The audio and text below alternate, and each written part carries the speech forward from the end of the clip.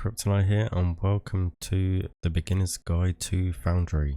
Now, for all of you who don't know, Foundry is a relatively new game. It's basically a mining / factory building sandbox game. It isn't available on Steam yet, but you can catch it on itch.io. I'll leave a link down in the description below. I've sunk a few hours into this game and I really like it. It's such an incredible game. There's plenty to do and I've got plenty more to explore, but I thought I would just do a nice beginner guide series for all you new players, just to make things a little bit easier and just to clear things up that you might not understand. So without further ado, let's get straight into the video.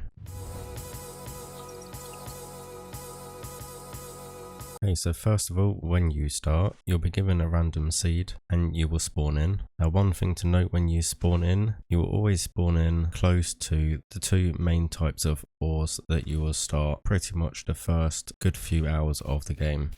So you've got this red looking ore over here, which is xenoferrite. As you can see in the task on the top right hand corner, you have to mine 150 of these. So I do recommend going ahead and just doing that. You'll definitely need these to start.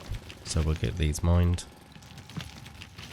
Now the task, it does only require you to mine 150 of them, but I do recommend just mining every single one that's sticking up the ground, just because it will help massively to get you started. Now you do want to make note of where this is, because we will be using the rest of these resources here a little bit further on. So don't be mistaken in thinking just the ore sticking out the ground is just yours. This coloured pattern here is also xenoferrite, and I'll explain what to do with that later on. So your next ore that you'll need is technum. Now you can see the technum just here on the hilltop, but if you can't see yours straight away, if it is hidden or whatever like that, if you just press M to open up your map, it's really nice and easy to locate when you're starting off.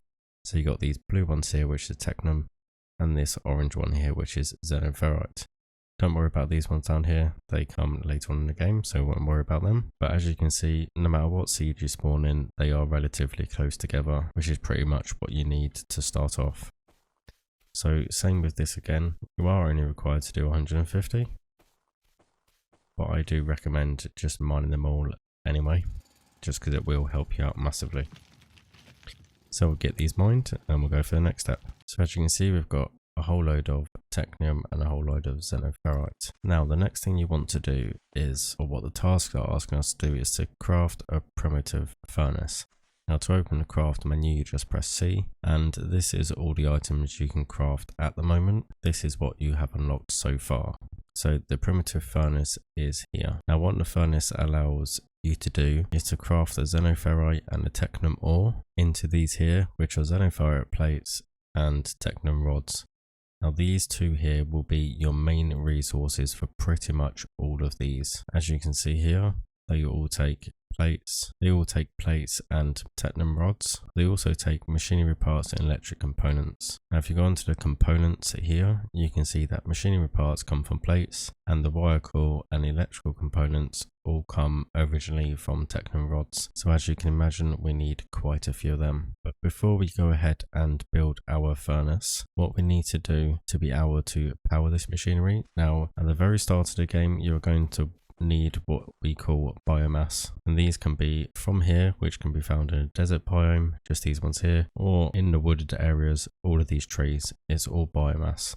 So I do recommend at the very start just grabbing a whole load of these, because you are going to need it before you can upgrade to a more sustainable form of energy. But just to start out, I do recommend just mining a whole load of biomass. What I would recommend doing is try and fill up, say, 5 of these, so each square in your inventory will hold 100. I do recommend going for 500 of these just to get you started. Just on a side note, as we're in a wooded area, as you can see, trees give you 10 biomass per tree, so these are definitely the best form of biomass. So I do recommend, if you are near woodland, that's absolutely perfect. Just go for it and start mining those trees for biomass.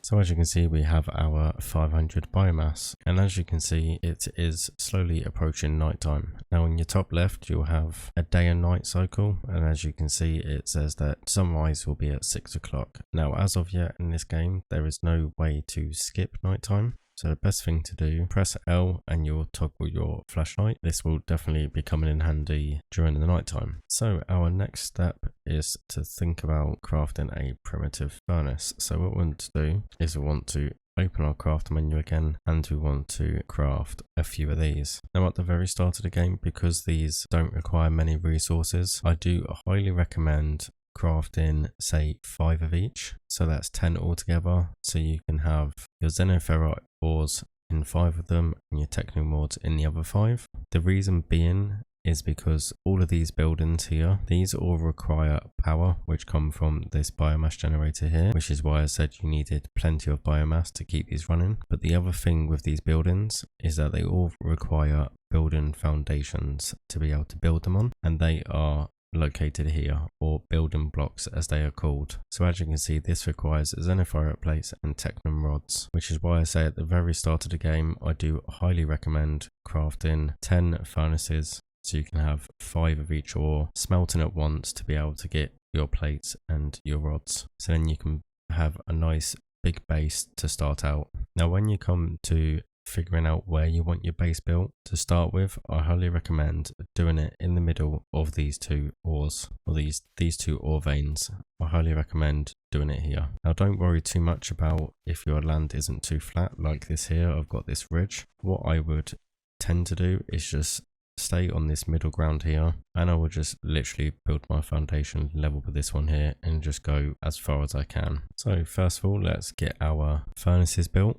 Now when it comes to crafting items, if you just click the left mouse button, you will just craft 1, as you can see in the bottom left hand corner. If you right click the mouse button, you will craft 5 at a time, as you can see in the bottom left. If you shift and right click, you will craft 100 of them items if you have enough resources for doing so. And if you shift and left click, it will basically craft the amount of the item you select given the resource that you got. So here it says I can do 52 furnaces, so if I shift and left click, I can do all 52 of these. As I said, I only need 4 more of these, so we'll do them, and then we'll go through placing items from your inventory. Now there's 2 ways of doing this. You can either, if I want to build these primitive furnaces for instance, I can drag them down here to my hotbar and then press 2 like this, and it will come out and I can place it down. Or what I can do if I want to open my inventory again using B, I right click these, it will put them back in my inventory. But what I can do from my inventory is I can just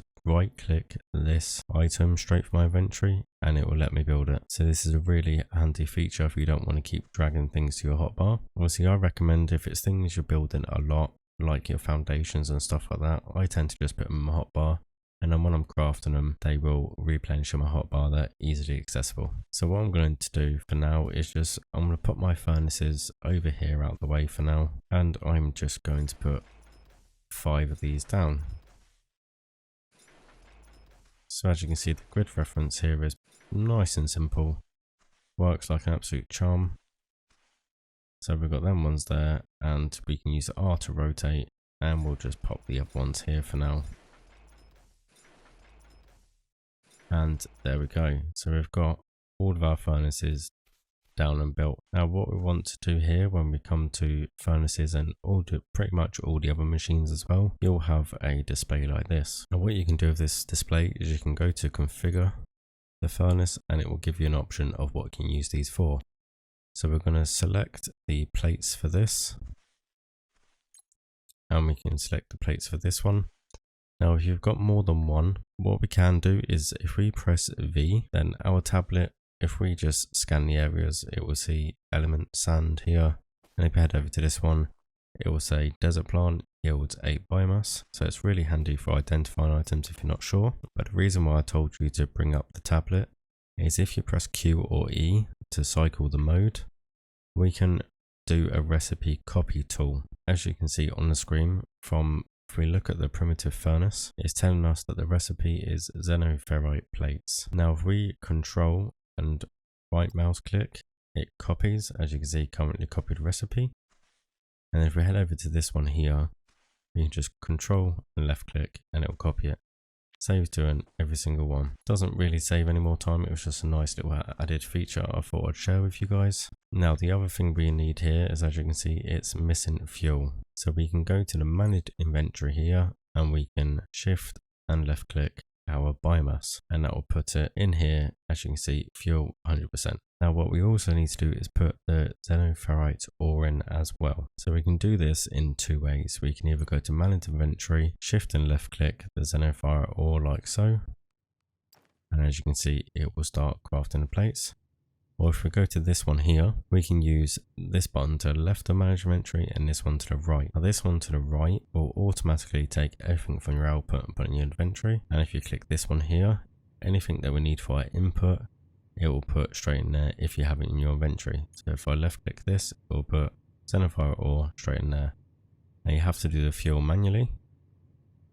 So it's up to you if you just want to go onto manage inventory and just click both of them like so, and then you want to just follow the same process for your technomores. So now all of our rods and our plates have all been smelted. We can just pick these up like this, pressing this button here. So we'll pick all these up. Now as you'll notice, you will have lots of biomass left, but that's not a worry because you will need that. And now it's telling us to craft 20 building blocks. What you want to do is you want to craft 20 of these. I recommend crafting 20, but don't place them all on the same ore. So if we right click, we'll craft 20 of those, and I'm just going to put these in the hotbar. So if you craft 20 of them, as you can see, we end up with, as you can see, when you craft 20 of these building blocks, you end up with 100, because as it says here, you get 5 times building blocks. Now what you want to do is you want to basically get some foundations down. You either want them next to or pretty close to your ores here. So what we're going to do is you just want to click and drag, and just drag our foundation about that big. That should be perfectly fine. You want the other 40 over here on this one up here. So what we're going to do is we're going to start from up here, and we're just going to drag them across. Now as you can see, if you haven't got enough resources in your inventory, it won't let you build that far.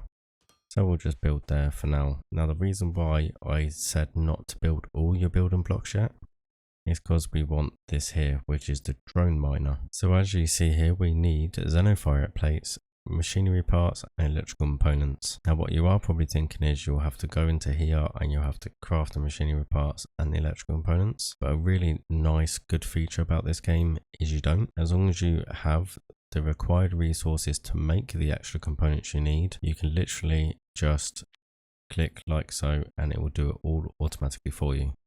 Now to start with, I recommend crafting 4. You want 2 for this ore and 2 for that ore only for there. So once you have all of your drone miners all crafted and built, we're going to pop these into our hotbar just because I find it easier. So as you can see, you have to have foundations, and when you hover the location you want to place it, you can see what ores it will mine, and it also says above 55 mineable ore blocks in range, so that will be pretty perfect. So you want to put one here, and you want to put another one down as well. Now what I do recommend is to make sure you leave some space between the two. The reason being is if you don't, you will have to move them later on.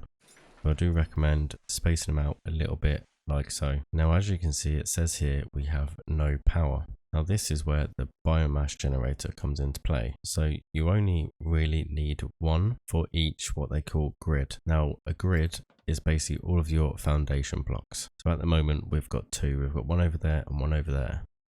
But if we did link these together, then it would become one grid. Now obviously the more machines and everything you have, the more power you will need. But for now, we'll just craft one biomass generator. Yep, we'll just pop it just there for tutorial sakes.